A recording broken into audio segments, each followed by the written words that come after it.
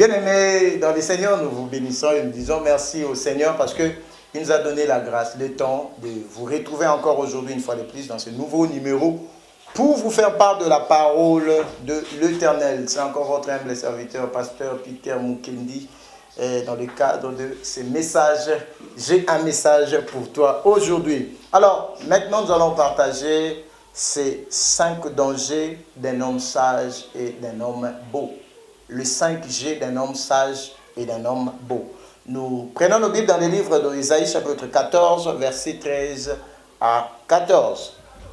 La Bible dit ceci: Tu disais en ton cœur, je monterai au ciel, je lèverai mon trône au-dessus des étoiles des dieux. Je siégerai sur la montagne de la rencontre. Au plus profond du nord, je monterai sur le sommet de nuées. Je serai semblable au très haut. Amen.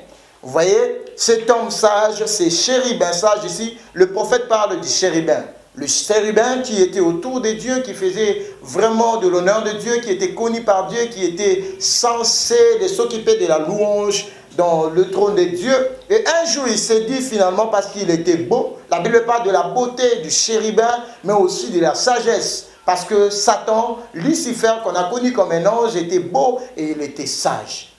Un jour en soi, il s'est dit, finalement, je ferai quoi? Le premier jour, il dit quoi? Je monterai.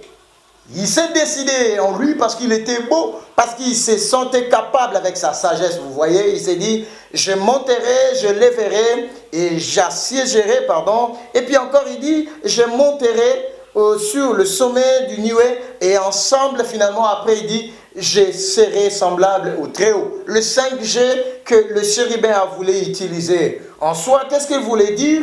Et il voulait parler, il voulait montrer combien il devenait déjà orgueilleux. Vous savez, je vais révéler à quelqu'un aujourd'hui, l'orgueil, c'est l'intention.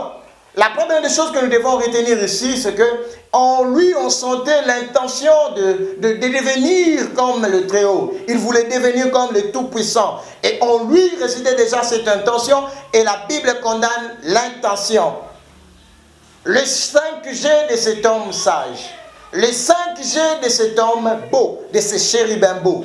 Toi qui me suis, qui se sent beau. Aujourd'hui, partout où tu passes, on parle de toi. On dit que tu es une belle femme, tu es beau, tu es belle aujourd'hui. Mais fais attention avec ces secrets. Le 5 dangers des hommes sages. Le 5 dangers des femmes sages. Attention, bien-aimé, que la beauté ne te trompe pas.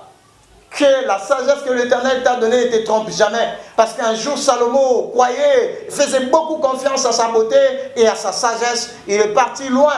Il s'est retrouvé dans les péchés. Attention, parce que la sagesse que l'Éternel t'a donnée, c'est pour sa parole. C'est pour son œuvre. C'est pour que tu avances. C'est pour l'édification de son peuple. Ce n'est pas pour que tu t'amuses avec. Parce que la sagesse, elle est tellement importante. L'Éternel compte sur toi, bien-aimé, toi qui me suis. L'Éternel compte sur toi. Il t'a donné cette sagesse pour que tu avances, pour que tu fasses l'œuvre du Seigneur. Fais attention. L'intention de ce chérubin l'a amené loin de Dieu. Il avait l'intention de devenir comme Dieu. Il avait l'intention de prendre la place de Dieu. Et l'Éternel condamne l'orgueil. La deuxième des choses, c'est que lorsque nous avons la sagesse et que nous nous sentons beaux, nous croyons que nous devenons amis de Dieu. Parce que ce chérubin, du jour au lendemain, était à côté de Dieu. Il se croyait ami de Dieu. Matin, tu es à l'église. À midi, tu es à l'église. Les soirs, tu es à Manguégué. Et de temps en temps, tu passes des moments dans la présence de Dieu. Tu penses que tu es devenu ami de Dieu. Tu penses que tu es devenu intouchable. Tu penses que tu n'as plus besoin de prier. Tu n'as plus besoin de demander pardon à Dieu. Tu deviens ami de Dieu. Tu penses que tu peux manipuler Dieu. C'est les 5 dangers que ce chérubin a commis. Attention, bien-aimé, tu peux dérouter. Attention, regarde d'où tu es venu. Ne pense pas que tu peux devenir intime de Dieu. Parce que tu es à tout moment à côté de Dieu. Parce qu'à tout moment tu es là. Parce qu'à tout moment tu lis la Bible.